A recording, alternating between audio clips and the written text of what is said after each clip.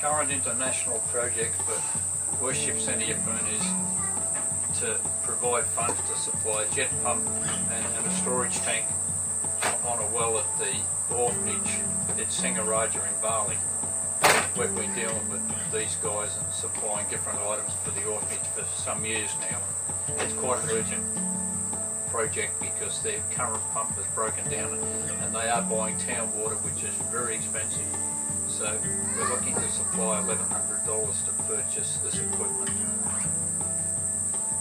We appreciate your help.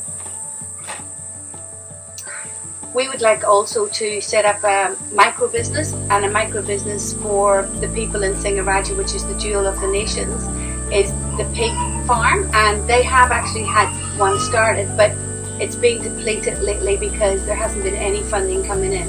So we're looking at buying some piglets, and we're looking at starting that off with $400. So the whole international project will cost approximately $1,500, and that's going to take us to the end of the year. We're hoping that we can look at that to be completed by the end of the year. So we're really appreciative of any donations and missions. And with the Extend program, we know that the Extend program is divided to community and international. So yeah, they're really looking forward to hearing back from our leadership and our church on that particular project.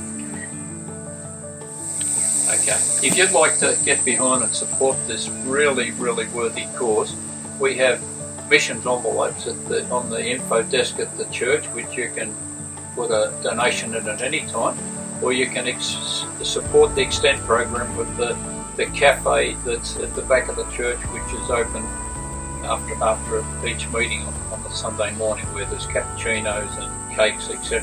for sale. And all proceeds from that will go to different missions projects. Current update on the international scene on miracles and healings is our friend Danchi, which many of you know from the orphanage in Bali, it's up in Singaraja. She had breast cancer some years ago, and it's come back, and she's been extremely sick from it, and eyes haven't been working, and her right hand seized up and wouldn't open, and she's been in a lot of pain. And we prayed for her on the phone a couple of days ago, and the incredibleness of God is that the lumps one in each breast, that instantly disappeared while we're on the phone, and after a couple of prayers her hand was released and now works, and her eyes have come good, and she's was speaking to her yesterday morning, and she said she feels so much better. She was extremely sick from this breast cancer. So that's a miracle of God, that one, and we praise and thank God for that one. And we just wanted to keep you updated on things that have come in since the international conference, since we went over to the missions fields in India. We had a man who came in at the tail end of one of the meetings in India, and he was village drunk, and his wife goes to church regularly, and we had a moment to pray for him and really speak into his life. And we just found out that he's been a regular goer at the church, and he hasn't been drinking, so he's completely free from that addiction. And one other meeting that we had 400 or 500 people at, we couldn't get to pray for everyone. We just asked them to lay hands on themselves. We found out later from Pastor Akmar that many of the people actually got instantly healed that they prayed for, but also there was anywhere between 16 and 18 people added to the church that week. And we just want to give God the glory. We know that God's continuing with miracles, and we'll keep you posted and updated on the international missions. God puts a plan and a purpose in all our hearts, and one of the plans and purposes God's put in my heart is to pray for the sick, and I feel a real passion from wherever they are.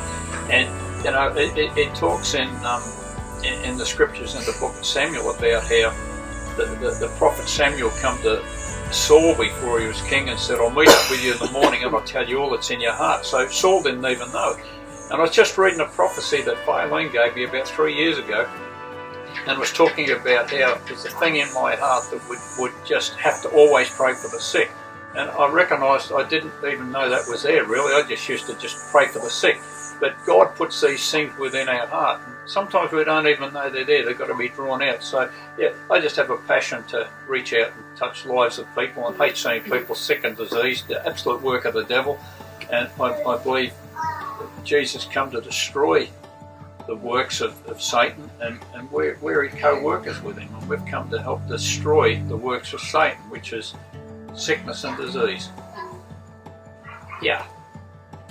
I believe that God confirms things to you, and I've been, wanting to see people really raised up to be all that God wants them to be. And I believe that training in missions is an opportunity and a platform for anyone who may never had an opportunity to pray for sick people, or may never had an opportunity to share a message or their testimony. They're coming to missions training and actually waiting on God and seeing if God opens doors for people to go to these things is absolutely fantastic. Most of the people that we've been training in our church and in churches around the world, they never thought God could use them, and now they've had an opportunity to pray for the sick. They've seen the power of God, they've seen the love of God demonstrated in the power.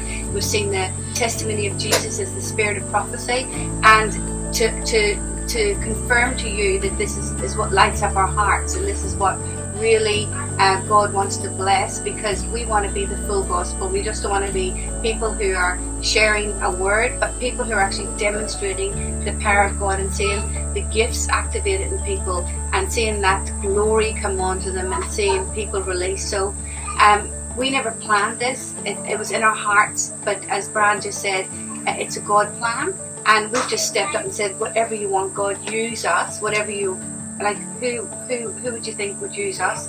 But God says, if you're available, I'll fill you. And so we want to really encourage people to be on board. And community, our local community is a harvest field. The nation of Australia is the harvest field, and the nations are the harvest field. And so God said, the labourers are few, but the harvest is ripe. So we want you to know that the harvest is ripe. And if God opens the door, we're going to walk through. This year, God opened the door to us to China and to Hong Kong and to India. And we believe God's opening the door to new places in Indonesia early next year. So get on board. But also in Europe, we're going into Croatia and possibly Finland. And we believe God's opening the door to Russia. We've never invited ourselves to any of these places. We believe God already ordained it, and we're just going through the open door.